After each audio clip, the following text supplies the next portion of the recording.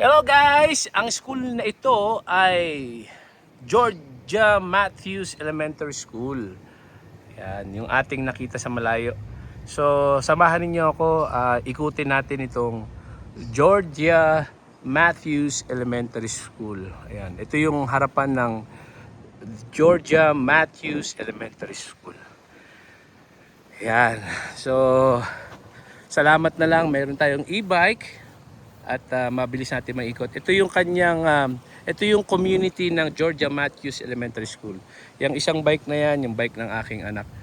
At andun siya. Yan, kaway-kaway naman diyan, Pogi. Ayun siya. Ayan, yun ang ating poging anak. At tara, samahan niyo ako. Ikutin natin ang Georgia Matthews Elementary School. At sa mga kapwa ko Pilipino na teachers dito sa Georgia Matthews Elementary School. Yan, shout out po sa inyo. Yan.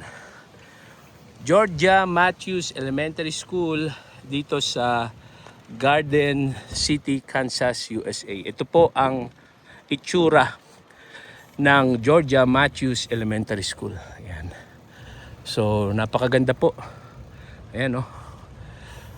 Meron pong playground kagaya kanina, kagagaling lang namin sa Florence Wilson Elementary School. Ito ay meron ding playground at ito ay open sa public. Yan. Pero ang district pwede na itong isara, pwede na lang buksan. Yan. So ito, okay, drug free, gun free. Yan, reserves the right to close. Yan, daan tayo dito. Yan, ikot tayo. Yan. Yan, sana bukas dun sa kabila. Yan. So, may trivia lang tayo, no? Kuya Tim. Kala ko bukas, hindi pala bukas to. Sana dun sa kabila bukas. Kuya Tim, ano po ba yung pinagkaiba o bakit mayroong elementary school, intermediate school at middle school? Yan, bakit po ba may ganun? No? Magandang tanong 'yan. Habang nililibot natin tong eskwelahan, ipapaliwanag natin kung ano nga ba ang pinagkaiba ng elementary school, intermediate school, middle school at high school dito sa US of A. Yan. So, baba muna tayo sa bisikleta. Yan. Yan, sana kasya yung bisikleta natin dito. Yan. Yan, open to the public po ito, no? Yan, Garden City High School. Public schools reserves the right to close our school playgrounds during the operation hours of the regular school year. So, ngayon po, summer, walang pasok kaya walang mga estudyante. Yan, so pwedeng gamitin yan. So, babalik tayo sa tanong. So, sa Pilipinas kasi elementary lang saka high school. No? Ngayon, meron na rin tayong senior high. Okay. So, kapag sinabi nating elementary school dito sa US, usually it's K to 5. Kindergarten. Sa Pilipinas, kindergarten. Dito sa US, kindergarten. K to 5. Kindergarten to grade 5. Yung intermediate, 5 to 6. Intermediate school, 5 to 6. Yung ibang district sa US, wala silang intermediate. So, yung elementary nila, grades K to 5. Tapos yung middle school nila, ang middle school dito, 6 to 8. 6 to 8. Okay, 6 to 8. So kapag meron silang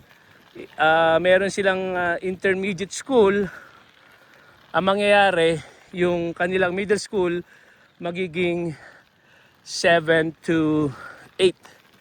Ayan. Okay, ulitin natin. Baka malito.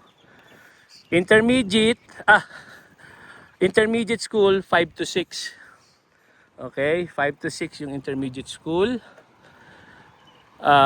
Middle school, 6 to 8. Grade 6, 7, 8. High school, 9 to 12. Okay? Tapos sa high school naman, meron tayong tinatawag na freshman, grade 9, sophomore, grade 10, junior, grade 11, and senior, grade 12. Ayun, naikot na natin ang Georgia Matthews Elementary School at sana ay may natutunan kayo. So ang purpose pala ng video na ito ay i-share ko yung eskwelahan kasi kagaya ko dati nangarap tayo na makapagturo sa US at nung tayo ay natanggap sa Navajo Pine High School, ang una nating hinanap ay ang video ng Navajo Pine High School na nakita natin sa YouTube. O wala ako nakita sa YouTube kaya ako ay gumawa ng video lahat ng school sa Navajo USA, New Mexico, USA ay binidyohan natin yung Navajo Elementary School, nag-video tayo dyan, Navajo Pine High Middle School, Navajo Pine High School. So, muli, ito yung 360 view ng Georgia Matthews Elementary School.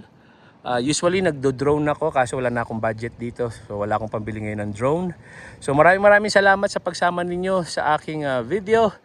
God bless. Thank you so much. Ipopost ko to sa YouTube at sa Facebook. Okay? Hindi po tayo kumikita sa ating YouTube channel at Facebook channel. For information lamang po ito. Saka inspiration. Maraming salamat. God bless us all.